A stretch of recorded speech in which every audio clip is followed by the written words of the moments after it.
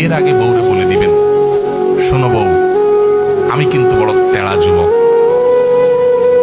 আমি কিন্তু 2 নম্বর পথে কামাই করব না।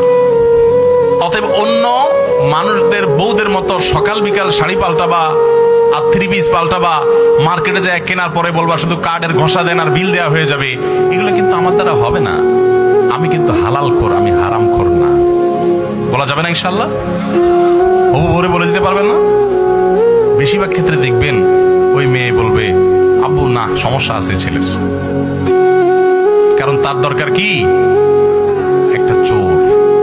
তার দরকার একটা চোর, তার দরকার একটা ঘুষখোর, তার দরকার একটা দুর্নীতিবাজ, তার দরকার একটা টিন চোর, তার দরকার একটা গম চোর।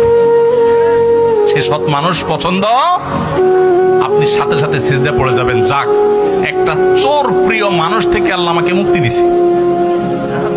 একটা সৎ মানুষ খুঁজবেন, চেষ্টা করা যাবে না ইনশাআল্লাহ?